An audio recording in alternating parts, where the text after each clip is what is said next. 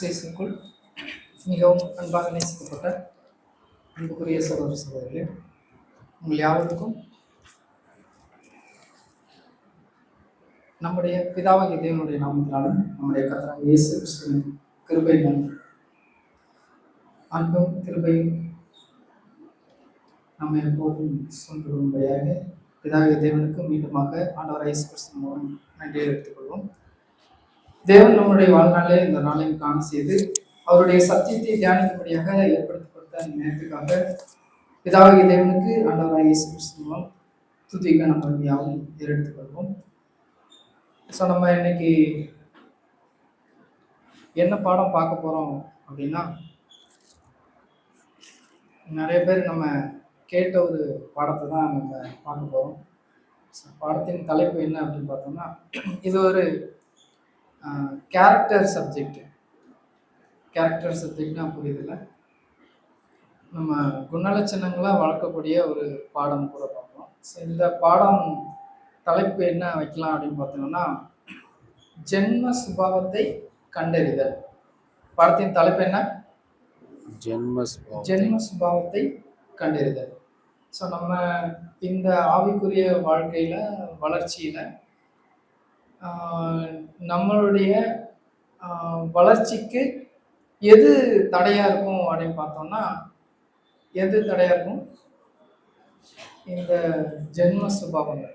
So இந்த ஜென்ம சுபாவங்கள்னு சொல்றோம்ல, இதுலயே 2 டைப் இருக்கு. ஒன்று வந்து வெளிப்படையா தெரியக்கூடிய, வெளிப்படையா பார்க்கக்கூடிய ஒரு ஜென்ம சுபாவம். அப்புறம் அது ஒரு ஜென்ம சுபாவம் தான், அது நமக்குள்ளதான் இருக்கும், அது நமக்கு இருக்கிறதே நமக்கு தெரியாது, அதுவும் ஜென்ம சுபாவம். ஸோ இந்த ஜென்ம சுபாவங்கள்ல ஒரே ஒரு ஜென்ம சுபாவம் நமக்குள்ள மறைஞ்சிருக்கிற அந்த ஒரு ஜென்ம சுபாவம், அதை நமக்குள்ள இருந்தா என்ன பண்ண போறோம் அப்படின்னா, அதை கண்டறிஞ்சு அதை விட்டு நம்ம விலக போறோம். ஸோ அதான் இந்த பாடம். சரி, ஓகே. ஜென்ம சுபாவம் நமக்குள்ளே மறைஞ்சிருக்கிறது அப்படிங்கிறதுக்கு ஒரு சின்ன எக்ஸாம்பிள் பார்த்தோம்னா, நமக்கு பரலோகம் மன்னா வசனம் என்ன சொன்னாங்க கவனிச்சிங்களா?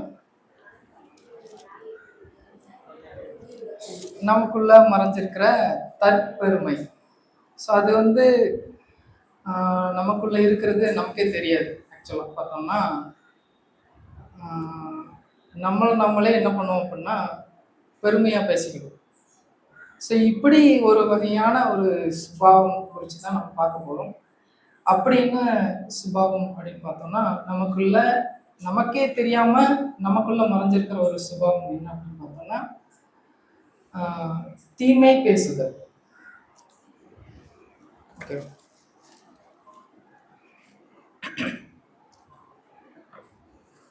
தீமை பேசுதல். ஓகே, ஆதார வசனம் வாசிக்கலாம். ஒரு தீத்து 3ஆம் அதிகாரம் 2ஆம் வசனம்.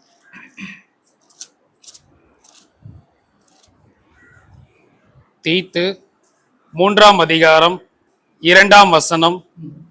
ஒருவனையும் தூசியாமலும் சண்டை பண்ணாமலும் பொறுமை உள்ளவர்களாய் எல்லா மனுஷருக்கும் சாந்த குணத்தை காண்பிக்கவும் அவர்களுக்கு நினைப்போட்டு. ஓகே, வசனத்தை கவனிச்சிங்களா? நிறைய பேர் இந்த பாடத்தை நம்ம கேட்டுக்க வாய்ப்பு இருக்கு. இந்த பாடத்தை நம்ம மறுபடியும் நம்மளுடைய ஆவிக்குரிய வளர்ச்சிக்காக நம்ம மறுபடியும் கேட்கலாம். மறுபடியும் வாசிக்கும்போது, தீத்து 3ஆம் அதிகாரம் 2ஆம் வசனம். ஒருவனையும் தூசியாமலும் சண்டை பண்ணாமலும் பொறுமை உள்ளவர்களாய் எல்லா மனுஷருக்கும் சாந்த குணத்தை காண்பிக்கவும் அவர்களுக்கு நினைப்போட்டு. இப்போ நம்ம பாடத்தின் தலைப்பு என்ன அப்படின்னா, தீமை பேசுதல் அப்படின்னா என்ன அப்படிங்கிறது. சரி, தலைப்பு என்னன்னா ஜென்ம சுபாவத்தை கண்டறிதல். ஸோ இதுல ஜென்ம சுபாவம் என்ன அப்படின்னா, தீமை பேசுறதுனா என்ன அப்படிங்கிறத குறிச்சுதான் நம்ம விரிவா பார்க்க போறோம். இதுல நம்ம அப்போஸ்தலனாகிய பவுல் தீத்துக்கு எழுதின நிருபத்துல என்ன எழுதியிருக்காங்க அப்படின்னு பார்க்கும்போது, இந்த வசனத்துல ஒருவனையும் தூஷியாமலும். அப்படின்னா தூஷியாமலும் அப்படின்னா என்ன அர்த்தம்?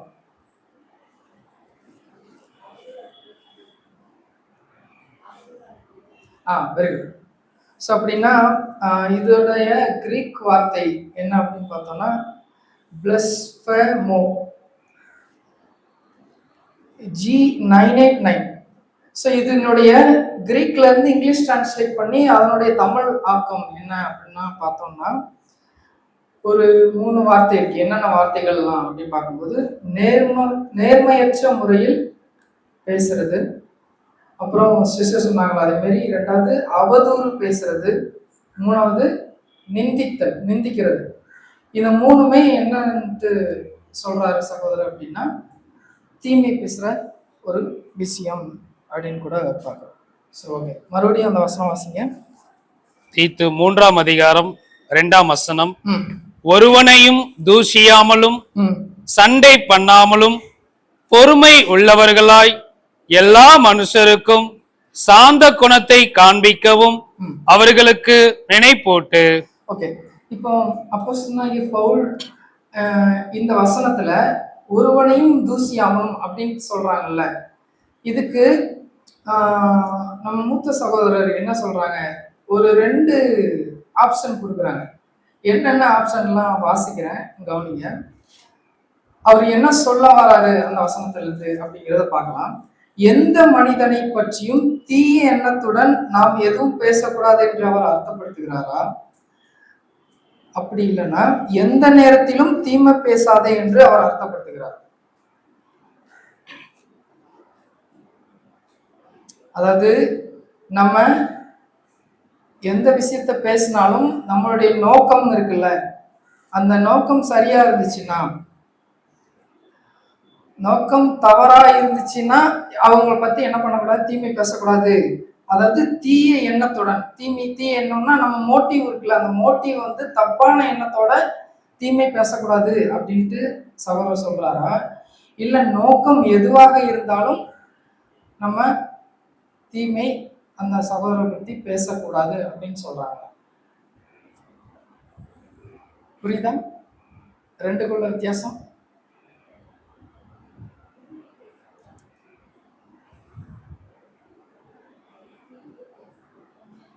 என்ன சொல்ல வராங்க?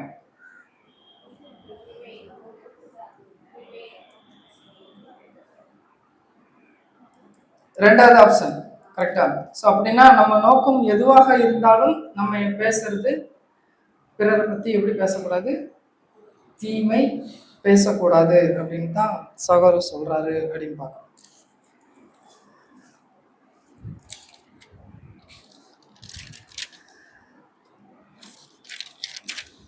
ஓகே, இதுக்கு நம்ம மூத்த சகோதரர் வந்து ஒரு 2 பதில் சொல்றாங்க. ஒன்று என்ன அப்படின்னா பொதுவான பதில், இன்னொன்று என்ன பார்த்தீங்கன்னா அப்போஸ்தலர் பவுல் அங்க சொல்ல வர்ற பதில். 2 பதிலையும் நம்ம விரிவாக பார்க்கலாம். பொதுவான பதில் அப்படின்னு பார்த்தோம்னா இது வந்து என்ன அப்படின்னு பார்க்கும்போது உலகத்துல எக்ஸாம்பிளா சகோதரர் சொல்றாங்க. அதாவது புது சிருஷ்டி அல்லாதவங்களுக்கு இவங்க என்ன சொல்ல வராரு அப்படின்னு பார்க்கும்போது, நம்ம யாரை பத்தி பேசினாலும் பரவாயில்ல, நம்மளுடைய நோக்கம் சுத்தமா இருந்துச்சுன்னா என்ன, அது வந்து நம்ம பேசுறது தீமை இல்லை. இது எங்க அப்படின்னா உலகத்துல. உதாரணம் சொல்லணும்னா என்ன சொல்லலாம்? உதாரணம் சொல்லணும்னா இப்போ ஒருத்தர் கொலை பண்ணிட்டாரு, அவர் கொலை பண்ணவரை தண்டிக்கும் போது அவங்க என்ன கேட்பாங்க, அவர் என்ன நோக்கத்துக்காக கொலை பண்ணாரு. ஸோ நோக்கம் தப்பா இருந்துச்சுன்னா அவர் தண்டிக்கப்படுவாரு. நோக்கம் தவறா இல்லைன்னா அவர் வந்து என்ன பண்ணுவாங்க, விசாரிப்பாங்க. ஸோ அப்படின்னா இதுதான் உலகத்துல இருக்கக்கூடிய விஷயம். என்ன அப்படின்னா நம்ம பேசுற விஷயம், நம்ம செய்யற செயல் வந்து நம்மளுடைய நோக்கம் தவறா இருந்துச்சுன்னா தான் அது தீமை. நம்மளுடைய நோக்கம் தவறா இல்லை, நோக்கம் சரியானதாக இருக்கும்போது நம்ம பேசுற விஷயங்கள் என்ன இல்லைன்னு சொல்றாங்கன்னா தீமை இல்லை அப்படின்ட்டு சொல்றாங்க. சரி, ஓகே. இது பொதுவான பதில். அப்போஸ்தலனாகிய பவுல் என்ன சொல்ல வராங்க அப்படின்னு பார்க்கும்போது, நம்ம நோக்கம் எதுவா இருந்தாலும் பரவாயில்ல, ஆனா நம்ம யாரை பத்தியும் எப்படி பேசக்கூடாதான்? என்ன பேசக்கூடாது? தீமை பேசக்கூடாது. இப்போ உதாரணத்துக்கு நம்ம யாரோ ஒருத்தரை பத்தி தவற பேசிட்டோம், ஆனா அதனுடைய நோக்கம் கரெக்ட் தான் அப்படின்னு சொல்லி நம்ம அவங்கள பத்தி என்ன பண்ணக்கூடாது? தீமை பேசக்கூடாது அப்படின்ட்டு சகோதரர் சொல்றாங்க. இதை நம்ம எப்படி புரிஞ்சுக்கலாம் அப்படின்னு பார்க்கும்போது, ஒரு நன்மைக்காக தீமை பேச முடியுமா அப்படின்னா பேச முடியாது அப்படின்ட்டு நமக்கு சகோதரர் சொல்றாங்க அப்படின்னு. சரி, ஓகே. இப்போ ஒரு கொஸ்டின். நம்ம தப்பான நோக்கத்தோடு ஒருத்தர்கிட்ட தீமை பேசக்கூடாது என்பது கரெக்டா இருக்குமா? நோக்கம் எதுவாக இருந்தாலும் தீமை பேசக்கூடாது என்பது கரெக்டா இருக்குமா? கேள்வி புரியுதா? நாம தப்பான நோக்கத்தோடு ஒருத்தர்கிட்ட தீமை பேசக்கூடாது அப்படிங்கிறது கரெக்டா இருக்குமா? நோக்கம் எதுவாக இருந்தாலும் பரவாயில்ல, ஆனா தீமை பேசக்கூடாது அப்படிங்கிறது கரெக்டா இருக்குமா? ஏன்னா இதுல கரெக்டானதான் அடுத்தடுத்து நம்ம பார்க்குற ப்ராசஸ் வந்து நமக்கு புரியும். ஸோ அப்படின்னா சகோதரர் என்ன சொல்ல வராங்க அப்படின்னா, நம்மளுடைய நோக்கம் எதுவாக இருந்தாலும் நம்ம என்ன பண்ணக்கூடாது? தீமை பேசக்கூடாது அப்படிங்கிறது தான் சகோதரர் சொல்றாங்க. சரி, ஓகே. அப்படின்னா தீமை பேசுதல் என்றால் என்ன?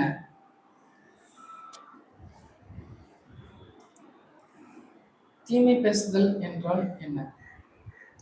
இதை வந்து மூத்த சகோதரர் ரசல் பிரதர் அவர்கள் வந்து சொல்லும்போது எப்படி சொல்லியிருக்காங்கன்னு சப்ஜெக்ட் பிரசன்ட் பிரதர் சொல்றாங்கன்னா, இதை ஒரே லைன்ல நம்ம எக்ஸ்பிளைன் பண்ண முடியாது தீமை பேசுதல்னா என்ன அப்படின்ட்டு.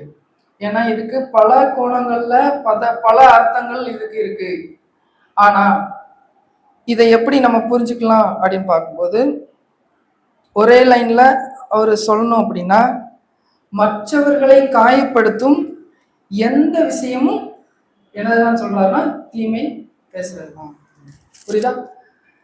அப்படின்னா ஒரு விஷயம் நம்ம பேசுறோம், அந்த விஷயம் மற்றவங்களை காயப்படுத்தும் நமக்கு தெரிஞ்சுது அப்படின்னா அது என்ன பண்ணக்கூடாது? பேசக்கூடாது.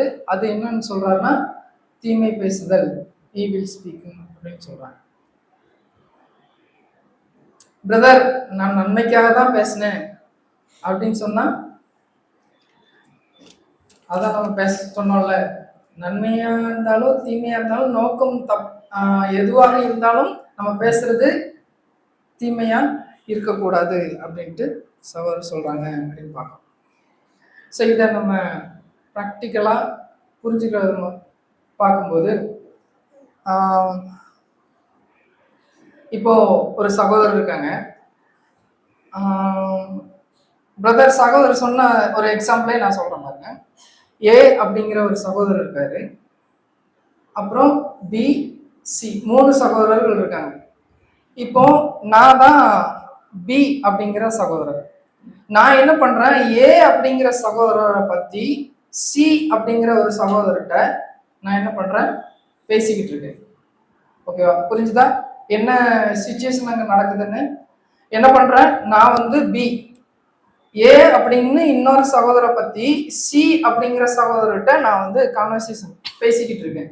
நான் பேசிக்கிட்டு இருக்கும்போது திடீர்னாப்புல ஏங்கிற சகோதரர் என் பின்னாடி வந்து நிக்கிறாங்க. இப்போ நான் டக்குன்னு பயந்துடுறேன், நடுங்கிடுறேன், என் வார்த்தையில குளறுது. இப்போ என்ன அர்த்தம்? என்ன ஆகுது? நான் பேசுற விஷயம் அது நன்மை விஷயம் இல்லை, அவரை பத்தி நான் தீமை பேசிட்டு இருக்கேன்னு அர்த்தம். ஸோ அப்படின்னா எது ஈவில் ஸ்பீக்கிங் இல்லை, எது தீமை பேசுறது இல்லை அப்படின்னு பார்க்கும்போது, அதே நான் பி ஏங்கிற சகோதரை பத்தி நான் சிங்கிற சகோதரர்கிட்ட பேசிக்கிட்டே இருக்கேன், கண்டினியூஸா பேசிக்கிட்டு இருக்கேன். தற்செயலா ஏங்கிற சகோதரர் பின்னாடி இருந்து கேட்டுட்டு இருக்காரு, அவர் வந்து நிக்கிறாரு, வந்து நிக்கும் போதும் நான் என்ன பண்றேன்னா கண்டினியூஸா அவரை பத்தி பேசிக்கிட்டே இருக்கேன். இப்ப என்ன நடக்குது? ஸோ அங்க விஷயம் தவறா இல்லை. ஏன்னா அவரை பத்தி நான் பேசின விஷயங்கள் என்ன ஆகல, தவறான நோக்கமும் இல்லை, தவறான விஷயங்களும் இல்லை. ஸோ அப்படின்னா நம்ம பேசுற விஷயங்கள் எப்படி இருக்கணும்? இப்போ ஒருத்தரை பத்தி நம்ம பேசுறோம் அப்படின்னா அவங்க நம்ம கிட்ட இருந்தா நம்ம அந்த விஷயத்த பேசுவோமா அப்படிங்கிறத நம்ம யோசித்து பேசணும்னா நம்ம என்ன பண்ண மாட்டோம், தீமை பேச மாட்டோம் அப்படின்னு பார்க்குறோம். இதுக்கு இன்னொரு பெஸ்ட் எக்ஸாம்பிள் சொல்லும்போது, இப்போ நம்ம கான்ஃபரன்ஸ் காலில் பேசுவோம்ல, ஒரு 2 பேர் இல்லை 3 பேர் சேர்ந்து பேசுறது தான் என்னன்னா கான்ஃபரன்ஸ் கால். இந்த கான்ஃபரன்ஸ் காலில் பேசிட்டு இருக்கும்போது ஒரு 3 பேர் உதாரணத்துக்கு பேசிட்டு இருக்காங்க. இது எல்லாமே எக்ஸாம்பிள் எல்லாமே எதுல இருந்து சொல்றோம்னா, இப்போ நம்ம சபைக்குள்ள வரல, இது வந்து உலகத்துல உள்ள எக்ஸாம்பிள தான் இப்போ நம்ம பார்த்துக்கிட்டு இருக்கோம். இன்னும் நம்ம சபைக்குள்ள வரல. இப்போ கான்ஃபரன்ஸ் காலில் பேசிட்டு இருக்கும்போது திடீர்னு ஒரு சகோதரர் வராரு. சகோதரர் வந்துட்டு லவுட் ஸ்பீக்கர்ல போடு, நானும் கேட்குறேன் அப்படிங்கிறாரு. இப்போ கான்ஃபரன்ஸ்ல பேசிட்டு இருக்கிறவங்க டக்குன்னு என்ன பண்றாங்க அப்படின்னு பார்க்கும்போது, நான் இப்போ லவுட் ஸ்பீக்கர் போட போறேன், என் கூட இன்னார் இருக்கிறாங்க, அவங்களும் நீங்க பேசிட்டு இருக்கிறத கேட்கிறாரு அப்படின்னு சொல்றோம்னா என்ன அர்த்தம்? நம்ம என்ன பண்றோம்?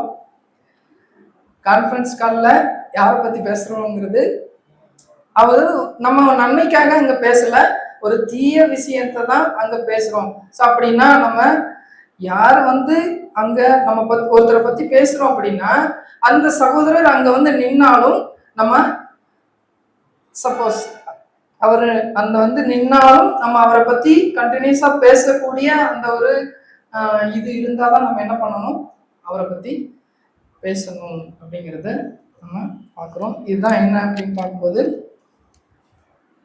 தீமை பேசுதல் அப்படின்னு பார்க்கிறோம்.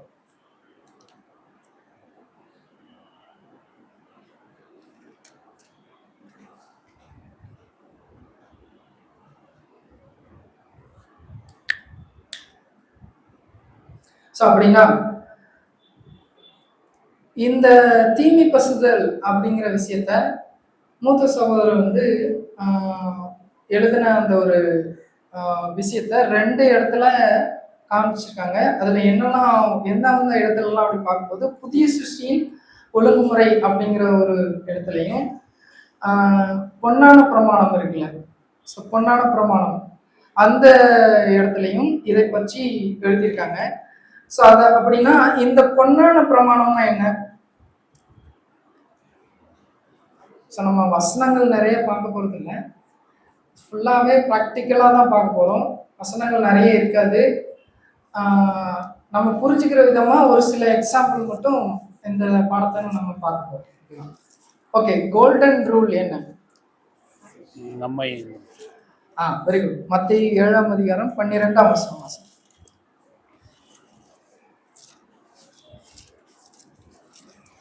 மத்தேயு 7ஆம் அதிகாரம் 12ஆம் வசனம்.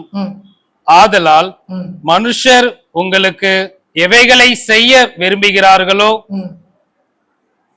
அவைகளை மனுஷர் உங்களுக்கு எவைகளை செய்ய விரும்புகிறீர்களோ அவைகளை நீங்களும் அவர்களுக்கு செய்யுங்கள். இதுதான் என்னன்னா பொன்னான பிரமாணம்.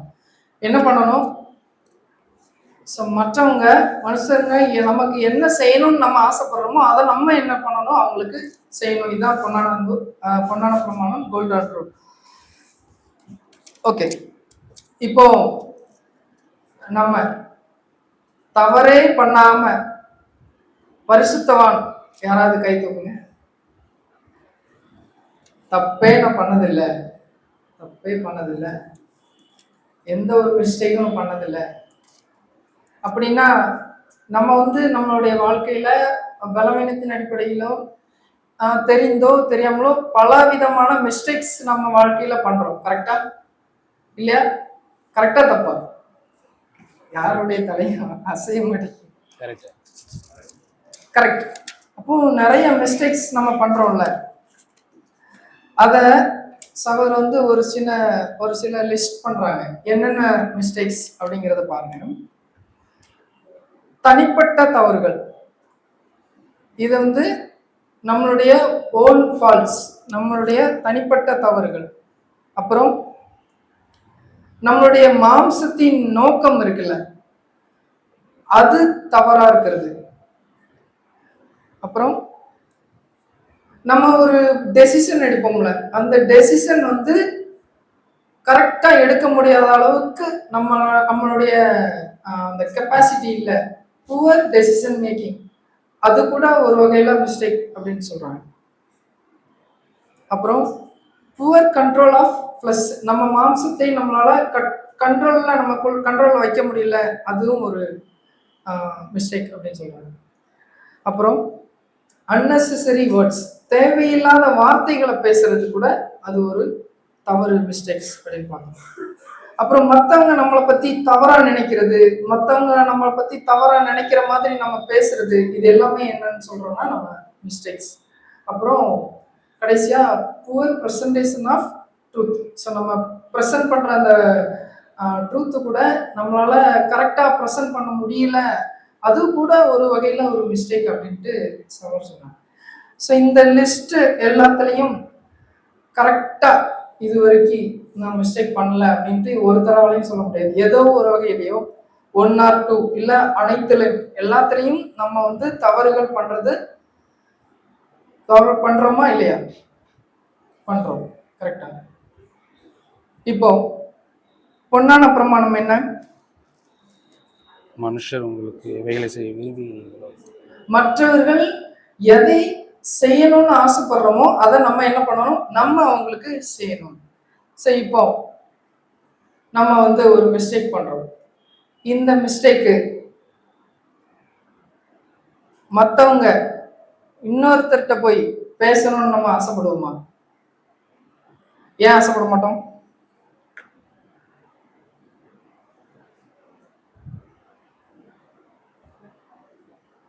நம்மளுடைய ஓன் மிஸ்டேக்ஸ், இதை பத்தி இன்னொரு சகோதரர்கிட்ட பேசுறதுக்கு நம்ம விரும்புவோமா?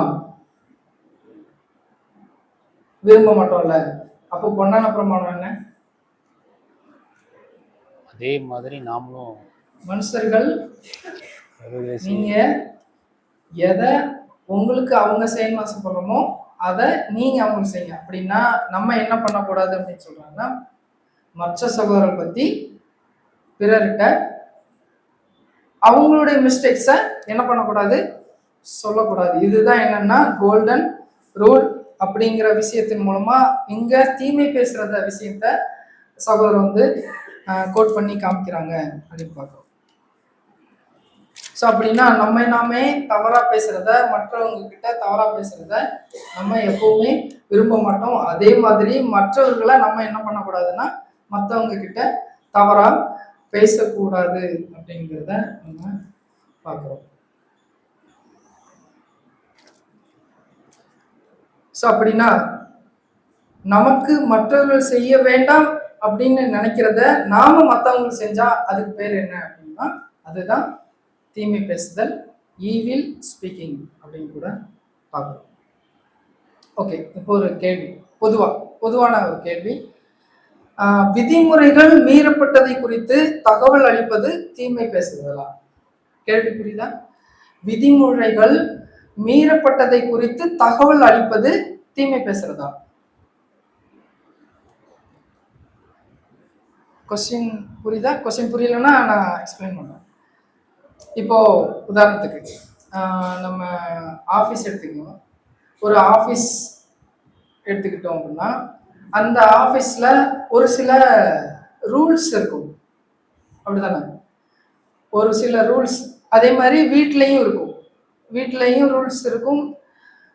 உதாரணம் சொல்லணும்னா இப்போ காலையில் எந்திரிச்சு நம்மளுடைய வேலைகள்லாம் முடித்துட்டு ஒருத்தர் வேலைக்கு போகிறவங்க வேலைக்கு போகணும், ஸ்கூலுக்கு போகிறவங்க ஸ்கூலுக்கு போகணும். இது வந்து ரூல்ஸ்.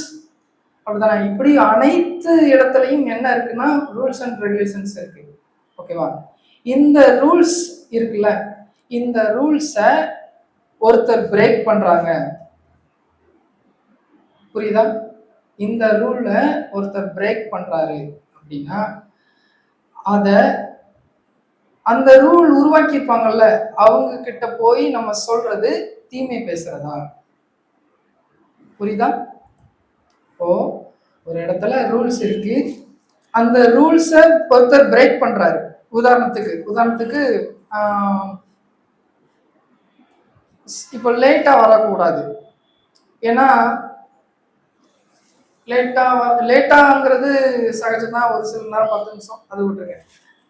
லஞ்சம் வாங்கக்கூடாதுன்னு வச்சுக்கோங்க. லஞ்சம் வாங்கக்கூடாதுங்கிறது ஒரு ரூல். இப்போ ஒருத்தர் லஞ்சம் வாங்கிட்டாரு. இப்போ லஞ்சம் வாங்குறத நம்ம பார்த்துட்டோம். நம்ம என்ன பண்றோம் அப்படின்னா அவருடைய உயர் அதிகாரி, நம்மளுடைய உயர் அதிகாரிட்ட போய் இந்த மாதிரி இந்த சகோதரர் லஞ்சம் வாங்குறாரு அப்படின்னு சொல்றோம். இது தீமை பேசுதலா? புரியுதா? இதான் விதிமுறைகள் மீறப்பட்டதை குறித்து தகவல் அளிப்பது. விதிமுறைகள் ரூல்ஸ் இருக்கு, அந்த ரூல்ஸை மீறிட்டாங்க அப்படின்ட்டு நம்ம என்ன பண்றோம், ஒரு தகவல் கொடுக்குறோம். இது கரெக்டா தப்பா? அதாவது இது தீமை பேசுறதா?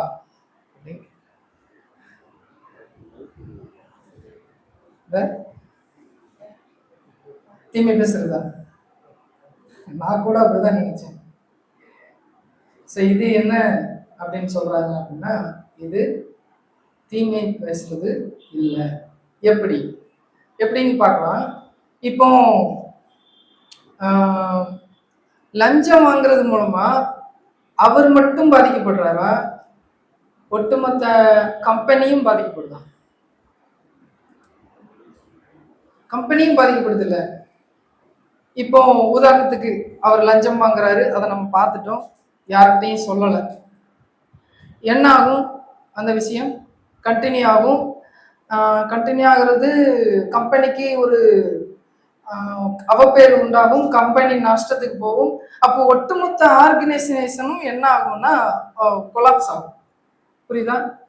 அப்படின்னா இது உலகத்துல இப்போ என்ன அப்படின்னா ஒருத்தர் ஒரு ரூல் இருக்கு, இந்த ரூல்ஸ் படிதான் ஆபீஸ்ல நடக்கணும் அப்படிங்கிற ரூல்ஸை பிரேக் பண்றாங்க அப்படிங்கும் போது அந்த ரூல்ஸை உருவாக்கிட்ட போய் இந்த ரூலை அவர் மீறிட்டாரு அப்படின்ட்டு நம்ம சொல்றது வந்து தீமை பேசுறது கிடையாது. இது எப்படி அப்படின்னு பார்க்கும்போது உதாரணத்துக்கு நம்ம வீட்லயே ஒரு அண்ணன் தம்பி இருக்காங்க. ஒரு அண்ணன் ஒரு தம்பி, அவங்க 2 பேரும் காலையில எழுந்திரிச்சு கிளம்பி என்ன பண்றாருன்னா, ஒருத்தர் 2 பேருமே ஸ்கூல் போன்ற வயசு. ஒருத்தர் என்ன பண்றாரு, ஸ்கூலுக்கு போகாம அவரு இன்னொரு இடத்துக்கு ஒரு பொழுதுபோக்குக்கு போயிட்டாரு. இதை தம்பி பார்த்துட்டாங்க. பார்த்துட்டு வந்து அவங்க அப்பா கிட்ட சொல்றாங்க, இது தீமை பேசுறதா அப்படின்னா இது தீமை பேசுறது இல்லை. இது எப்படி புரிஞ்சுக்கலாம் அப்படின்னா யோசிப்புடைய வாழ்க்கையில அவர் என்ன பண்ணாரு,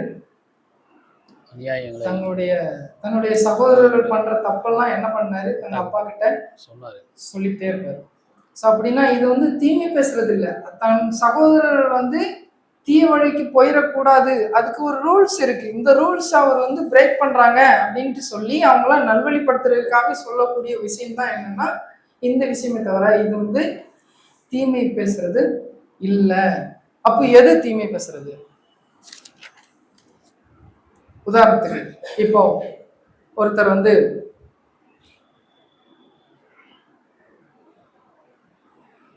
என்ன பண்றாரு அப்படின்னு பார்க்கும்போது லஞ்சம் வாங்குறாரு.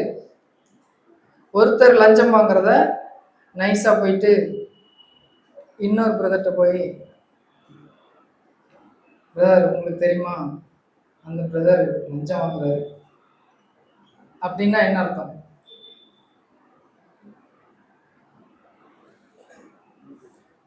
அது என்ன? தீமை பேசுறது. இன்னொன்னு, இப்போ ஒரு சகோதரர் இருக்காரு, அந்த சகோதரர் வந்து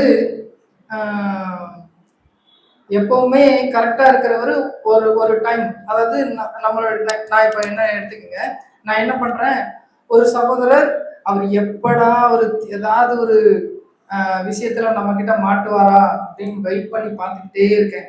அவர் மாட்டிக்கிட்டார். உடனே நேரா போய் உயரதிகாரிட்ட போய் சொல்றேன், அது அவர் வந்து இப்படி பண்றாரு அப்படின்ட்டு நான் சொல்றேன். இது என்னவா இருக்கும்? இது என்ன? இது வந்து இது ஈவில் ஸ்பீக்கிங். ஏன்? என்னுடைய நோக்கம் தவறு. எப்படா அவர் மாட்டுவாருன்னு வெயிட் பண்ணி காத்திருந்து நான் என்ன பண்றேன், அவரை வந்து போய் சொல்லி கொடுக்குறேன். அதனுடைய நோக்கம் வந்து தவறு. கரெக்டா? அப்போ நோக்கம் தவறாக இருந்துச்சுன்னா அதனுடைய விளைவு என்னன்னு சொல்றோம்? தீமை பேசுறதல் அப்படின்ட்டு நம்ம பார்க்கணும்.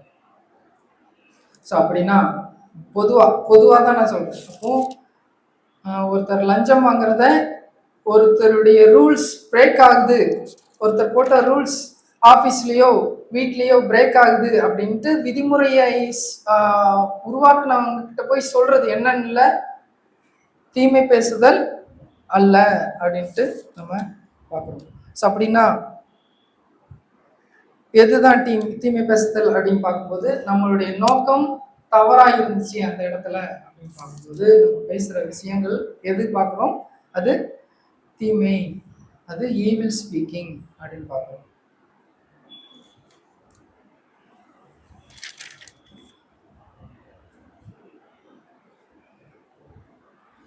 இது எப்படி நம்ம எப்படி பிரதர் ஒருத்தர் என்னை பற்றி அவர் எப்படி சொல்லலாம் அப்படின்ட்டு நம்ம கிட்ட கேட்கலாம். ஸோ இதை வந்து நம்ம சகோதரர் வந்து நமக்கு புரியும் விதமாக அவங்க எக்ஸ்பிளைன் பண்ணுறாங்க. எப்படி பார்க்கும்போது நம்மளுடைய பாடி இருக்குல்ல, நம்ம பாடி வந்து ஒட்டுமொத்த பாடியும் எது கூட கனெக்ட் ஆயிருக்கு அப்படின்னு பார்க்கும்போது நம்ம ஹெட்டு, மூளை கூட கனெக்ட் ஆயிருக்கு. எதன் மூலமா கனெக்ட் ஆயிருக்கு? இரத்த நாளங்கள், பிளட், இரத்த நாளங்கள். கவனிக்கிறீங்களா? நம்ம பாடி, ஒட்டுமொத்த பாடியும் எதன் மூலமா கனெக்ட் ஆயிருக்கு அப்படின்னு பார்க்கும்போது நர்வஸ் சிஸ்டம். ஸோ இப்போ உதாரணத்துக்கு நம்ம கையில வந்து கட் ஆயிடுச்சு. என்ன ஆயிடுச்சு? கை விரல் கட் ஆயிடுச்சு. இப்போ நம்ம கை விரல் கட் ஆயிடுச்சு அப்படின்ட்டு நம்ம நர்வஸ் சிஸ்டம் என்ன பண்ணும்? பிரெயினுக்கு ஒரு சிக்னல் கொடுக்கும். இப்போ என்ன பண்ணும்? இந்த இன்னொரு கை ஒரு துணி எடுத்து ரத்தம் போகாத மாதிரி கட்டும். ஓகேவா? இப்போ இந்த நர்வ் சிஸ்டம் ஈவில் ஸ்பீக் பண்ணுதா? இது என்ன பண்ணுது? அதனுடைய கடமையை செய்யுது. கரெக்டா? இப்போ இது உதாரணத்துக்கு இந்த விரல் கட்டாயி பிளட் லீக் ஆகிட்டு இருக்கும்போது இது அது பாட்டுக்கு அது வேலையை பார்த்துட்டு இருக்கு அப்படின்னா என்ன ஆகும்? உயிர் போகிறது கூட வாய்ப்பு இருக்கு. ஓகேவா? அப்போ நம்மளுடைய நர்வஸ் சிஸ்டம் என்ன பண்ணுது? அதனுடைய கடமையை செய்யுது. அப்படின்னா ஒருத்தர் இன்னொருத்தர் பத்தி அவருடைய ரூல்ஸ் பிரேக் ஆகும்போது அது அவங்களுடைய உயரதிகாரிட்ட சொல்றது என்னது இல்லை, தீமை பேசுறது இல்லை அப்படிங்கிறத எக்ஸாம்பிள். அப்போ தீமை பேசுறதுன்னா என்ன அப்படின்னு பார்க்கும்போது அதே உடம்பு நம்ம பாடியில நம்ம காலில் ஒரு அடிபட்டுருச்சு, ரத்தம் போய்கிட்டு இருக்கு. இப்போ நம்ம நர்வஸ் சிஸ்டம் என்ன பண்ணுது அப்படின்னு பார்க்கும்போது இன்னொரு கால்கிட்ட போய் சொல்லுது, இன்னொரு கால்கிட்ட போய் சொன்னா அது யூஸ் ஆகுமா?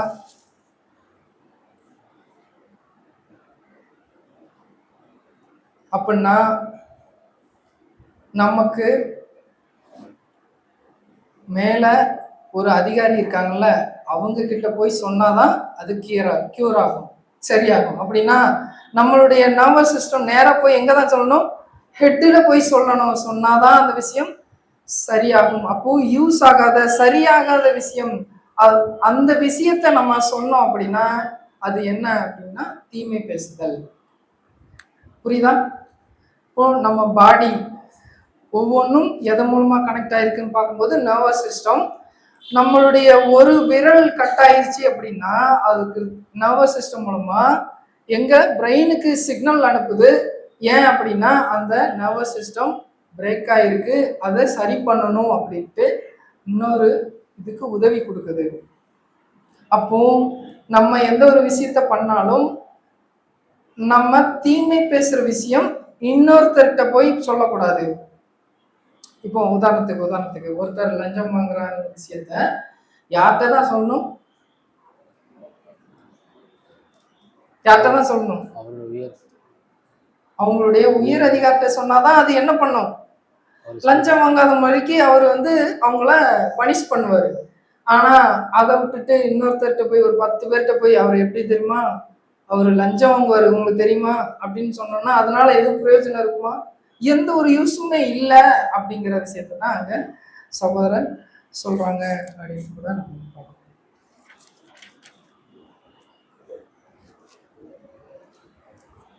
ஓகே, இப்போ நான் என்ன எடுத்துக்கங்க, நான் என்னை பத்தி யாருமே தவறா பேசக்கூடாது அப்படின்னு நான் நினைக்கிறது கரெக்டா இருக்குமா? என்னை பத்தி யாருமே தப்பா பேசக்கூடாது அப்படின்னு நான் நினைக்கிறது கரெக்டா இருக்குமா தப்பா இருக்குமா? புரியல, கேள்வி புரியலையா? சரிதான். இப்போ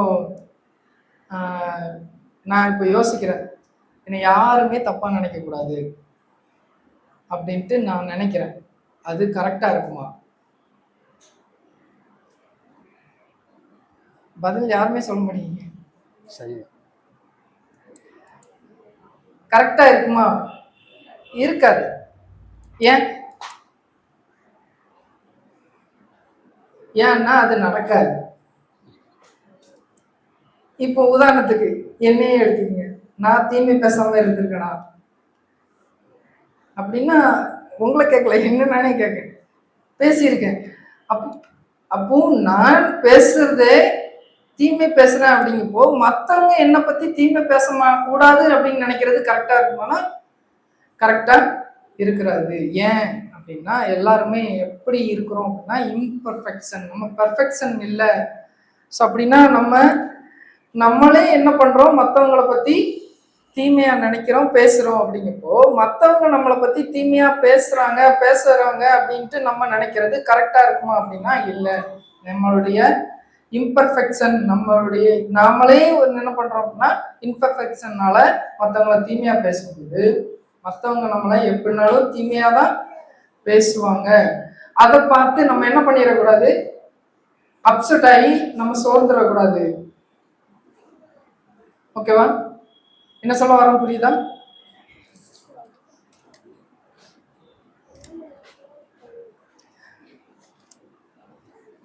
ஓகே, இப்போ சபைக்குள்ள ஒரு சகோதரன் எனக்கு விரோதமா குற்றம் செஞ்சா என்ன பண்ணணும்?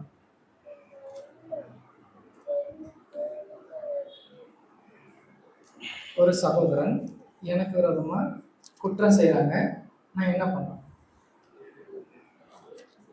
அதை போயிட்டு ஒவ்வொரு சகோதரத்தையா போய் வேற அவர் எனக்கு எப்படி பண்ணார் பார்த்தீங்கன்னா அவர் இப்படி செஞ்சுட்டா அப்படின்னு சொல்றது கரெக்டா இருக்குமா? அது என்னன்னு சொல்றோம், அதுதான் ஈவில் ஸ்பீக்கிங். ஸோ அப்படின்னா ஒருவர் எனக்கு விரோதமாய் பண்ண குற்றத்தை என்ன பண்ணணும் அப்படின்ட்டு சொல்றாரு. மத்தேயு 18ஆம் அதிகாரம் 15ஆம் வசனம். மத்தேயு 18ஆம் அதிகாரம் 15ஆம் வசனம்.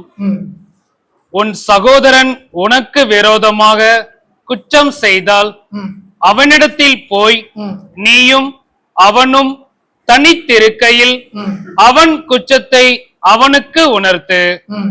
அவன் உனக்கு செவி கொடுத்தால் உன் சகோதரனை ஆதாயப்படுத்தி கொண்டாய். அவன் செவி கொடாமல் போனால் 2-3 சாட்சிகளுடைய வாக்கினாலே சங்கதிகள் எல்லாம் நிலைவரப்படும்படி 2 உன்னுடனே கூட்டிக் கொண்டு போ. அவர்களுக்கும் அவன் செவி கொடாமல் போனால் அதை சபைக்கு தெரியப்படுத்து. என்ன சொல்ல வராங்க?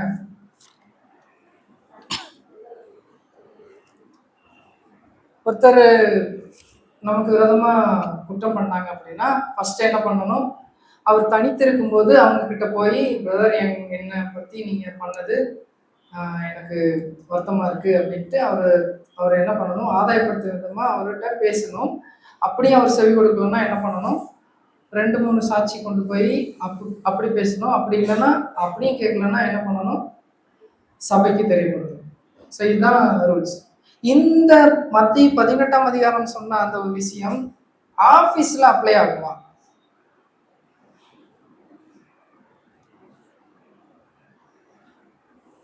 இப்போ ஒரு சகோதரர் வந்து லஞ்சம் வாங்குறாரு.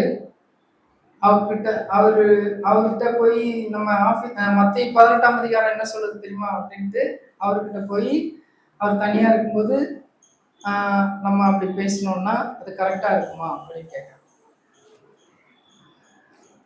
இந்த 18ஆம் அதிகாரம் நமக்கு மட்டும்தான் அப்ளை ஆகும். கரெக்டா? அப்போ அவங்களுக்கு நம்ம சொன்னோம் அப்படின்னா என்ன நடக்கும்?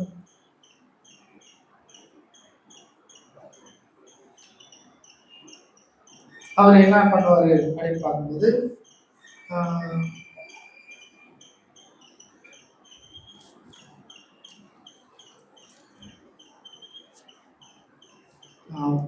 அது பிரதர் ரைட்டிங்ஸ்ல இருந்து வாசிக்கிறேன்.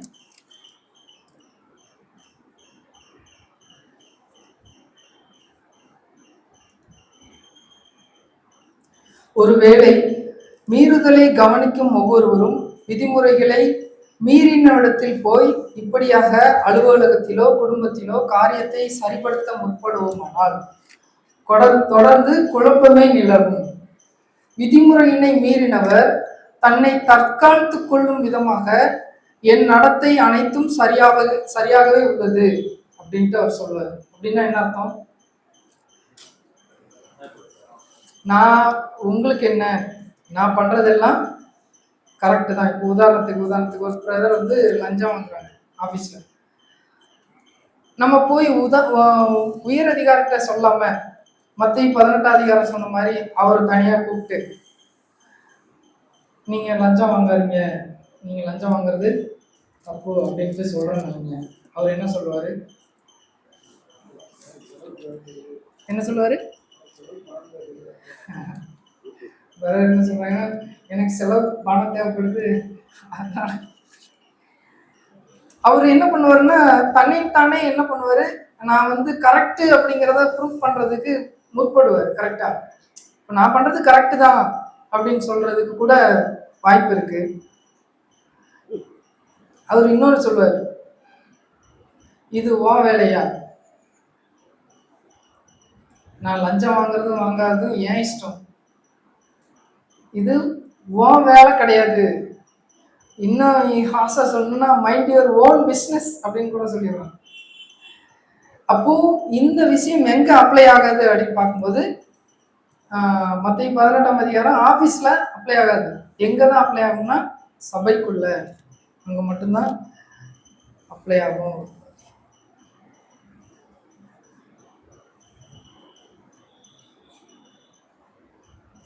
இப்போ உதாரணத்துக்கு ஒருத்தருடைய வேலையே என்னன்னா அட்வைஸ் பண்ணி அவரை திருத்துறது தான் அவங்களுடைய வேலை. அப்படின்னா என்ன நடக்கும்?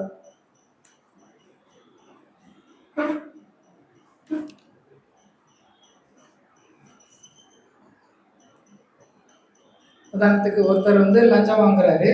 அவர் என்ன பண்றோம் அப்படின்னா தனியா கூப்பிட்டு திருத்துறன்னு முற்படுறாரு. அவருடைய வேலையே என்னன்னா யாரெல்லாம் தப்பு பண்றாங்களோ அவங்கள கூப்பிட்டு திருத்துறது தான் அவங்களுடைய வேலை.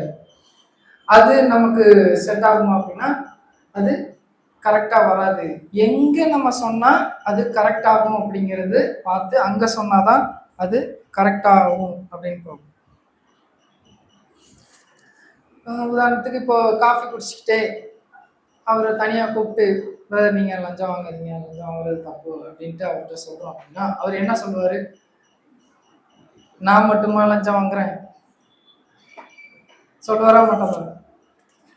அதனால நம்ம அநேக லஞ்சம் வாங்குறத பத்தி என்ன இன்ஃபர்மேஷன் வேணா தெரிஞ்சுக்கலாமே தவிர அவங்கள ஆதாயப்படுத்த முடியுமானா ஆதாயப்படுத்த முடியாது அப்படின்னு பார்க்கணும். ஒருவேளை புதுசா ஒருத்தர் வேலைக்கு வராருன்னு வைங்களேன், அவருக்கு என்ன தெரியாது, ரூல்ஸ் அண்ட் ரெகுலேஷன்ஸ் தெரியாது. அப்போ அவர் தப்பு பண்றாரு அப்படிங்கும் போது அவர்கிட்ட என்ன பண்ணலாம், நீங்க பண்றது தப்பு அப்படின்னு சொன்னோம்னா அவர் ஒரு என்ன பண்ணலாம், அவரு மனம் திரும்ப வாய்ப்பு இருக்கு. ஆனா அவர் அதே தப்ப மறுபடியும் மறுபடியும் பண்றாருப்போ அவர்கிட்ட போய் சொல்றது கரெக்டா இருக்குமானா அது கரெக்டா இருக்காது அப்படின்னு பார்க்கணும். ஓகே, மத்தேயு 18ஆம் அதிகாரம் 15ஆம் வசனம் மறுபடியும் வாசிங்க. மத்தேயு 18ஆம் அதிகாரம் 15ஆம் வசனம். ம் உன் சகோதரன் உனக்கு விரோதமாக குற்றம் செய்தால் ம் அவனிடத்தில் போய் ம் நீயும் அவனும் தனித்திருக்கையில். ஓகே, இப்போ ஃபர்ஸ்ட் அந்த வசனம் எப்படி ஆரம்பிக்குது? உன் சகோதரன் உனக்கு விரோதமாய் குற்றம் செய்தால். இப்போ உன் சகோதரன் உனக்கு விரோதமாய் குற்றம் செஞ்சாதான் என்ன பண்ணணும்? அவன் தனியா கூப்பிட்டு அவங்கள அட்வைஸ் பண்ணணும், அவங்கள ஆதாயப்படுத்தணும். இப்போ உதாரணத்துக்கு இன்னொரு சகோதரர் இன்னொருத்தரை குற்றம் பண்றாரு. இப்போ நம்ம என்ன பண்றோம்? உதாரணத்துக்கு ஏங்கிற ஒரு பிரதர் பிங்கிற ஒரு பிரதரை என்ன பண்றாரு, குற்றம் செய்யறாரு. இப்ப சிங்கிற பிரதர் போய் ஏங்கிற பிரதரை கூப்பிட்டு பிங்கிற பிரதர்கிட்ட அட்வைஸ் பண்றேன்னு கூப்பிட்டு போய் மத்தேயு 18 என்ன சொல்றது தெரியுமா அப்படின்னு சொல்றது கரெக்டா இருக்குமா? புரியுதா? இப்போ ஒருவர் மற்றவர்கள் செய்த வசனம், உன் சகோதரன் உனக்கு விரோதமாய் குற்றம் செய்தால், மற்ற சகோதரன் மற்றவருக்கு விரோதமாய் குற்றம் செய்தால்னு போடல. அப்படின்னா மற்ற சகோதரன் மற்ற விரோதமாய் செய்யற குற்றத்துக்கு அவங்க கிட்ட போய் தான் இந்த விஷயத்த பேசி முடிக்கணும். நம்ம இதுல இன்வால்வ் ஆகக்கூடாது. இதை எப்படி நம்ம புரிஞ்சுக்கலாம் அப்படின்னா, ஒரு ஹஸ்பண்ட் அண்ட் ஒய்ஃப் இருக்காங்க. இவங்க விஷயத்துல ஒரு ஹஸ்பண்ட் ஒய்ஃப் இவங்களுக்குள்ள பிரச்சனை. இதை மூணாவது ஒரு மனுஷன் போய் தீர்த்து வைக்க முடியுமா அப்படின்னா முடியாது. ஏன்னா அவங்க என்ன சொல்லுவாங்க, இது எங்க ரெண்டு பேருக்குள்ள விஷயம், அப்படின்னா இது நம்மளுடைய வேலை இல்லை. அப்போ ஒரு சகோதரன் உன் சகோதரன் உனக்கு விரோதமாய் செய்த அந்த குற்றத்துக்கு தான் நம்ம என்ன பண்ண முடியும் அப்படின்னா, அந்த சகோதரன்கிட்ட போய் நம்ம பேசி அவர் தனித்திருக்கும் போது அவர்கிட்ட இந்த மாதிரி எனக்கு விரோதமாக குற்றம் செஞ்சீங்கன்னு பேசி அவர் என்ன பண்ண முடியும், ஆதாயப்படுத்தி கொள்ள முடியும் அப்படின்னு பார்க்கணும். அப்போ இந்த மத்தேயு 18ஆம் அதிகாரம் எப்பவுமே எதுக்கு தான் அப்ளை ஆகும்னா, இந்த சபைக்குள்ள எக்லீசியாக்குள்ள தான் இது அப்ளை ஆகும் அப்படின்னு பார்க்கணும். ஓகே, இத இன்னொரு கொஸ்டினா இன்னொரு மாடுலேஷன்ல சகோதரர் எப்படி சொல்லியிருக்காங்க அப்படின்னு பார்க்கும்போது, எலெக்ஷன் இருக்குல்ல, நம்ம சபையில நடக்கிற எலெக்ஷன், அதை வச்சு நம்ம மூத்த சகோதரர் எக்ஸ்பிளைன் பண்ணியிருக்காங்க. எப்படின்னு பார்க்கலாம். இப்போ எலெக்ஷன் வரப்போகுது, அடுத்த வாரம் எலெக்ஷன் வைங்க. ஒரு சகோதரன் ஏங்கிற ஒரு சகோதரனை சபை வந்து மூப்பருக்காகவோ இல்லை ஒரு விஷயத்துக்காகவோ டீக்கனுக்காகவோ என்ன பண்றாங்கன்னா அவங்கள நாமினேட் பண்றாங்க. இப்போ நமக்கு அதாவது எனக்கு மட்டும் என்ன தெரியும் அப்படின்னா, அந்த ஏங்கிற ஒரு சகோதரர் ஒரு பெரிய தப்பு பண்ணியிருக்காரு. அந்த சகோதரனை என்ன பண்ணியிருக்காங்க, சபையார் எல்லாரும் நாமினேட் பண்ணியிருக்காங்க. இந்த விஷயத்த நம்ம எப்படி ஹேண்டில் பண்ணணும், எப்படி ஹேண்டில் பண்ணலாம்?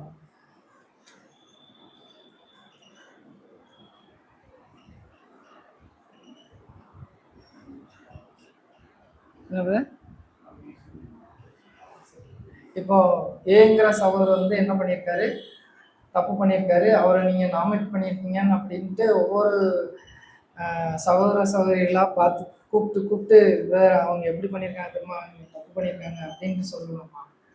அது என்னவாயிரும், அது ஈவில் ஸ்பீக்கிங் ஆயிரும். ஸோ அப்படின்னா அவங்கள எப்படி நம்ம ஆதாயப்படுத்தலாம், அவங்கள்ட்ட எப்படி நம்ம இதை தெரியப்படுத்தலாம் அப்படின்னு சொல்றாரு அப்படின்னா, ஃபர்ஸ்ட் என்ன பண்ணலாம், அவங்கள சந்திச்சு இந்த மாதிரி சபையார் எல்லாரும் உங்களை என்ன பண்ணியிருக்காங்க, நாமினேட் பண்ணியிருக்காங்க சகோதரர். இப்போ நீங்க இந்த தவறு பண்ணியிருக்கீங்க.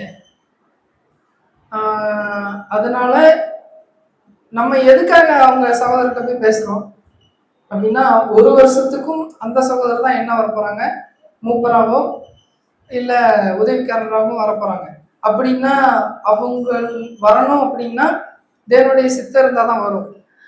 அங்க சகோதரர் வந்து நம்ம பேசும்போது அவரு ஆமா பிரதர் நான் பண்ணது தப்பு தான் அப்படின்ட்டு ஓகே சபையார்கிட்ட நான் போய் நான் இதுக்கு தகுதி இல்லை அப்படின்ட்டு அவரு ஒத்துக்கிட்டாங்க அப்படின்னா நம்ம அவங்கள சப்போஸ் சகோதரர் என்ன பண்றாரு அப்படின்னா சரின்னு சொல்லிட்டு அங்க போயிட்டு நாமினேஷன் நடந்து முடிச்சுட்டு அடுத்த எலெக்ஷன்லயும் அவர் வந்து பேசாம இருந்தாங்க அப்படின்னா அந்த டைம்ல சபையாரிடத்துல இந்த சகோதரர் பத்தி இவர் வந்து பற்றின அந்த ஒரு குற்றத்தை சொல்லலாம். இது வந்து என்னன்னு கிடையாது அப்படின்னு சொல்றாங்கன்னா தீமை பேசுறது இல்லை அப்படின்ட்டு சகோதரர் சொல்றாங்க அப்படின்னு. ஓகேவா? அப்போ இதே மாதிரி ஒரு 5 வருஷத்துக்கு முன்னாடி அந்த சகோதரர் வந்து ஒரு தப்பு பண்ணியிருக்காங்க. அந்த சகோதரரை சபையார் எல்லாரும் நாமினேட் பண்றாங்க. இப்போ நமக்கு தெரியாது அந்த சகோதரர் 5 வருஷத்துக்கு முன்னாடி பண்ண தப்பு இப்போ அவர் பண்ணியிருக்காரா இல்லையா, அவர் அதுல இருந்து விடுபட்டாரா, அவரு அப்படிங்கிற விஷயம் நமக்கு தெரியாது. இப்போ அந்த சகோதரரை பார்த்து எப்படி அவரை நம்ம ஆதாயப்படுத்தலாம் அப்படின்னு சொல்றாங்க. அவர் அதே போல டைரக்டா போய் அவர்கிட்ட பேசி சகோதரரை 5 வருஷத்துக்கு முன்னாடி நீங்க பண்ண தப்பு எனக்கு மட்டும்தான் தெரியும். இப்போ நீங்க அதுல இருந்து முற்றிலும் விடுபட்டீங்களா அப்படின்னு நம்ம கேட்கலாமா. கேட்டு அவர் விடுபட்டாரு அப்படின்னா நம்ம என்ன பண்ணலாம், அந்த விஷயத்துல இருந்து விலகிக்கலாம். சப்போஸ் அவர் என்ன பண்றாரு, இது உங்க விஷயம் இல்லை, இது உங்களுக்கான காரியம் இல்லை அப்படின்ட்டு அவர் சொல்றாரு அப்படின்னா நம்ம என்ன பண்ணக்கூடாது, அந்த டைம்ல அந்த இடத்துல நம்ம சபைக்கு அது வந்து இடையூறா இருக்கும் விதமா அவரை என்ன பண்ணக்கூடாது, நம்ம செலக்ட் பண்ணிடக்கூடாதுன்னு அதை சபைக்கு தெரியப்படுத்தலாம். அதை தெரியப்படுத்துறது தீமை பேசுறது இல்லை அப்படின்ட்டு சகோதரர் நமக்கு சொல்றாங்க அப்படின்னு பார்க்கணும். சரி, ஓகே. இப்போ கன்க்ளூஷனுக்குள்ள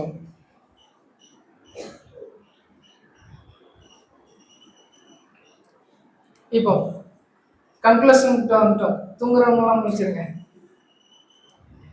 ஆபீஸ்ல ஒருத்தர் லஞ்சம் வாங்குறாரு அப்படின்ட்டு உயர் அதிகாரிட்ட சொல்றது ஈவில் ஸ்பீக்கிங்கா இல்லையா? நல்லா கவனிச்சு சொல்லுங்க. ஆபீஸ்ல ஒருத்தர் லஞ்சம் வாங்குறாரு, அதை அவருடைய மேலதிகாரிட்ட சொல்றோம், அது ஈவில் ஸ்பீக்கிங்கா இல்லையா? அதாவது தீமை பேசுறதா இல்லையா? இல்லை, தீமை பேசுறது இல்லை.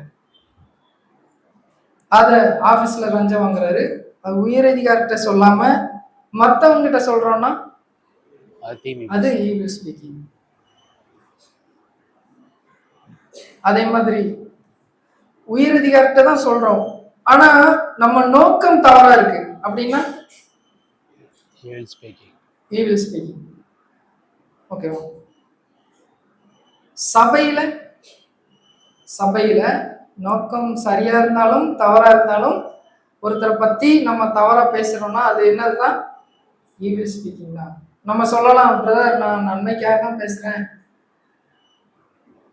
என்னுடைய நோக்கம் வந்து சரியான நோக்கம் தான் அப்படின்னு சொன்னாலும் அது என்னதான்? ஈவில் ஸ்பீக்கிங் தான். அப்படின்னா என்ன பண்ணக்கூடாது, பிறரை பத்தி நம்ம எப்பவுமே என்ன பண்ணக்கூடாது, அவதூறாவோ தவறாகவோ நம்ம பேசக்கூடாது. பேசினா அது என்னன்னு சொல்றாங்கன்னா ஈவில் ஸ்பீக்கிங் அப்படின்னு.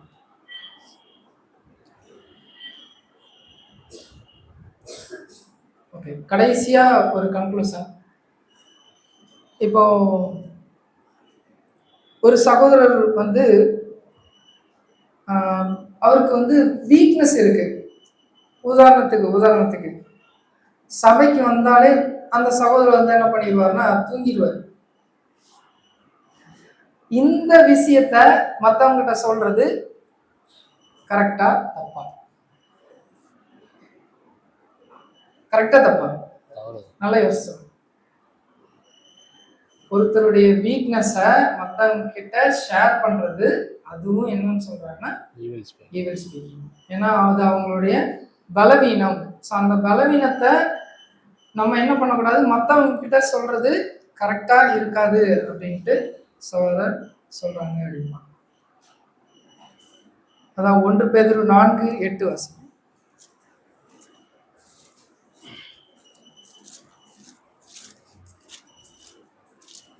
1 பேதுரு 4:8 எல்லாவற்றுக்கும் மேலாக ஒருவரில் ஒருவர் ஊக்கமான அன்புள்ளவர்களாய் இருங்கள். அன்பு திரளான பாவங்களை மூடும். அப்படின்னா நம்ம என்ன பண்ணணும் அப்படின்னா ஒருவர் அன்பா இருக்கணும். அன்பு திரளான பாவங்களை மூடும் அப்படிங்கிற விஷயத்த நம்ம பார்க்கணும். ஸோ ஓகே, இப்போ இந்த விஷயத்த பாருங்க. இப்போ ஒரு சகோதரன், சபைக்குள்ள ஒரு சகோதரன் எனக்கு விரோதமாய் செஞ்ச ஒரு குற்றம் செஞ்சார்னா என்ன பண்ணலாம்? அவர்கிட்ட போய் நம்ம முதல்ல தனித்து பேசலாம், அதுக்கப்புறம் 2-3 சாட்சி கொண்டு பேசலாம், அப்புறம் சபைக்கு தெரியப்படுத்தணும். ஏன்னா எல்லாரையும் ஆதாயப்படுத்தணுங்கிறது தான் இந்த திட்டத்தின், இந்த ஒழுங்குமுறையின் நோக்கம். வேறொரு சகோதரன் வேற ஒருத்தரை குற்றம் பண்றாரு நமக்கு தெரிஞ்சு நம்ம போய் அவர்கிட்ட தனியா போய் பேசுறது கரெக்டா இருக்காது அப்படிங்கிற விஷயத்த நம்ம இதன் மூலமா பார்க்கிறோம். இப்போ ஆபீஸ்ல வேலை செய்யறவரு நம்ம சகோதரர், அதாவது நம்ம எக்லீசியால உள்ள சகோதரர். ஓகேவா? இப்போ எக்லீசியால உள்ள சகோதரர் எங்க இருக்காரு? நம்ம ஆபீஸ்லயும் வேலை பார்க்காரு. இப்போ ஆபீஸ்ல வேலை பார்க்கும்போது அவர் ஒரு ரூல்ஸை பிரேக் பண்றாரு. அதை போய் உயர் அதிகாரிகிட்ட சொல்றோம், இது கரெக்டா தப்பா? நல்லா புரிஞ்சுக்கிங்க. நம்ம எக்லீசியால உள்ள சகோதரர் நம்ம கூட வேலை பார்க்காங்க, நம்ம ஆபீஸ்லயே வேலை பார்க்காங்க. நம்ம ஆபீஸ்ல தான் வேலை பார்க்காங்கன்ட்டு நம்ம சகோதரர், அதனால என்ன பண்ணக்கூடாது, ஈவில் ஸ்பீக்கிங் பண்ணக்கூடாதுன்ட்டு உயர் அதிகாரிகிட்ட போய் சொல்லாம இருக்கக்கூடாது. அது என்னது? ஆபீஸ்ல உள்ள ரூல்ஸ் அங்க நம்ம பிரேக் பண்ணக்கூடாது. எக்லீசியால வந்துட்டோம்னா எக்லீசியால அந்த சகோதரன் பத்தி நோக்கம் எதுவா இருந்தாலும் என்ன பண்ணக்கூடாது, அவரை பத்தி தீமை பேசக்கூடாது. ஆனா இது எக்லீசியா, அது ஆபீஸ். ஏன்னா ஆபீஸ்ல ஒரு ரூல்ஸ் இருக்கு, அந்த ரூல்ஸ் படி நம்ம லேட்டா வர்றதோ இல்ல இந்த விஷயத்த தவறா பண்றதோ லஞ்சம் வாங்குறதோ இது எல்லாமே ரூல்ஸ். அந்த ரூல்ஸை பிரேக் பண்றாங்க அப்படின்னா உயர் அதிகாரிகிட்ட கண்டிப்பா சொல்லணும், இது வந்து ஈவில் ஸ்பீக்கிங் இல்லை அப்படின்னு சொல்றாங்க. ஆனா எக்லீசியால வந்துட்டோம்னா அந்த சகோதரருடைய சின்ன வீக்னஸ் கூட மற்றவர்கிட்ட சொன்னோம்னா அது என்னன்னு சொல்றாங்க, ஈவில் ஸ்பீக்கிங் அப்படின்ட்டு நம்ம தெரிஞ்சுக்கிறோம். ஸோ அப்படின்னா கடைசியா நம்ம ஒரு ப்ரேயர் பண்ணணும். என்ன ப்ரேயர் பண்ணணும் அப்படின்னு பார்க்கும்போது 141 சங்கீதம் 3ஆம் வசனம்.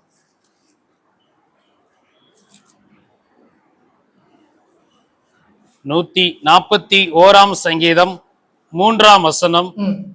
கர்த்தாவே, என் வாய்க்கு காவல் வையும், என் உதடுகளின் வாசலை காத்து கொள்ளும். இதுதான் நம்ம ப்ரேயர் பண்றது. என்ன இதுக்காக அப்படின்னா நம்ம பேசுற வார்த்தைகள் என்ன பண்ணிடக்கூடாது, பிறரை தீங்குக்கு கொண்டு போயிடக்கூடாது, தீங்கிழைக்கும் விதமா நம்ம பேசக்கூடாது. அப்படின்னா என்ன சொல்றோம், தேவன்கிட்ட ப்ரேயர் பண்றோம், என் வாய்க்கு காவல் வைங்கப்பா, என் உதடுகளின் வாசலை காத்து கொள்ளுங்க. ஏன் அப்படின்னா நம்ம வந்து மற்றவங்களை பத்தி என்ன பேசிடக்கூடாது, தீமை பேசிடக்கூடாது அப்படின்ட்டு நம்ம இந்த விஷயத்தின் மூலமா நம்ம தேவன்கிட்ட தெரியப்படுத்துறோம். ஓகே, சின்ன ரீகால் பண்ணிட்டு சப்ஜெக்ட் முடிச்சிடலாம். என்ன பார்த்தோம் அப்படின்னா, என்ன சப்ஜெக்டின் தலைப்பு என்ன? ஜென்ம சுபாவத்தை கண்டறிதல். ஜென்ம சுபாவம்ங்கிறது நம்ம ஆவிக்குரிய வாழ்க்கையில நம்ம வளரக்கூடாதபடிக்கு நம்மை தடை செய்யக்கூடிய அந்த ஒரு விஷயம். ஜென்ம சுபாவங்கள்னா என்னன்னா மறைஞ்சு இருக்கிற, நமக்குள்ளே தெரியாது, நமக்குள்ளே இருக்கும். உதாரணத்துக்கு தற்பெருமை, அந்த ப்ரைடு அப்படிங்கிற விஷயம் நமக்குள்ள இருக்கும், ஆனா நமக்கே தெரியாது. அதே மாதிரி வெளிப்படையா இருக்கக்கூடிய ஒரு சில ஜென்ம சுபாவங்களும் இருக்கு. இதுல ஒரு வகையான ஜென்ம சுபாவம் தான் என்னன்னா நமக்குள்ள மறைந்திருக்கக்கூடிய அந்த தீமை பேசும் அப்படிங்கிற ஒரு குணம். இந்த தீமை பேசுதல் எப்படி உலகத்துல இருக்கு, நமக்குள்ள நம்ம எக்லீசியாக்குள்ள இருக்கு அப்படிங்கிற விஷயத்த நம்ம பார்த்தோம். உலகத்துல ஆபீஸ்ல எடுத்துக்கிட்டோம் அப்படின்னா ஒரு ரூல்ஸ் இருக்கு. அந்த ரூல்ஸை பிரேக் பண்றாங்க அப்படின்னா அதை விதிமுறையை உருவாக்குனவங்ககிட்ட போய் சொல்றது என்னன்னா ஈவில் ஸ்பீக்கிங் இல்லை. ஆனா நோக்கம் தவறா இருந்துச்சுன்னா அது என்னன்னா ஈவில் ஸ்பீக்கிங். இது வந்து உலகத்துல. ஆனா எக்லீசியாக்குள்ள சபைக்குள்ள நோக்கம் எதுவாக இருந்தாலும் பிறரை பற்றி நம்ம தீமையா பேசணும் அப்படின்னா அது என்னன்னு சொல்றோம், ஈவில் ஸ்பீக்கிங். இப்போ பிறரை பத்தி எப்பவுமே என்ன பண்ணக்கூடாது, நம்ம தவறாக பேசக்கூடாது அப்படின்னு.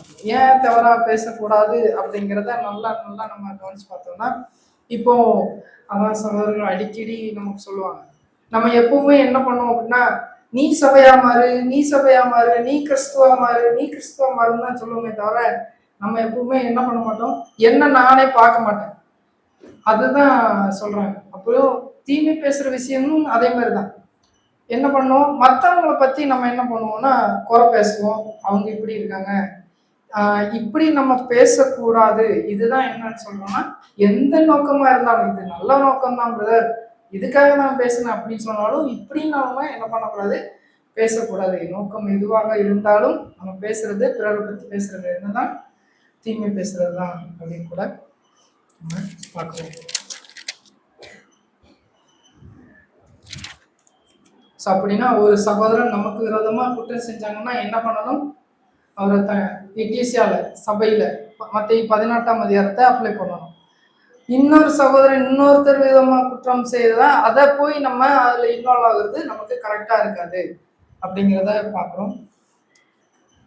அப்போ எப்போ நம்ம பண்ணினாலும் எப்போ மற்றவங்களை பத்தி பேசினாலும் எப்படிதான் பேசணும், அந்த சகோதரர் நம்ம கிட்ட இருந்தாங்கன்னா எப்படி பேசுவோமோ அப்படிதான் பேசணும். புரியுதா? இப்போ உதாரணத்துக்கு அதான் எக்ஸாம்பிளா பார்த்தோம். இப்போ நம்ம 2 பேரும் கான்வர்சேஷன் பண்ணிட்டு இருக்கும்போது இன்னொருத்தரை பத்தி பேசுறோம் அப்படின்னா அந்த சகோதரன் இங்க இருந்தாங்கன்னா நம்ம அந்த விஷயத்த பேசுவோமா அப்படின்னு யோசித்து பேசணும் அப்படின்னா நம்ம எப்பவுமே அந்த விஷயத்த பேச மாட்டோம். அதுதான் என்னன்னா புறங்கூறுதல் அப்படிங்கிற விஷயத்த நம்ம பார்க்குறோம். ஸோ இதன் மூலமா தீமை பேசுறதல் அந்த ஜென்ம சுபாவத்தை கண்டறிஞ்சு நம்ம விட்டு அகற்ற தேவன் தாமே நம்ம ஒவ்வொருவருக்கும் கிருபை அளிப்பாராக. ஸோ இவ்வளவு நேரம் பொறுமையோடு கேட்டவங்க அனைவரையும் தேவன் தாமே ஆசீர்வதிப்பாராக. ஆமென்.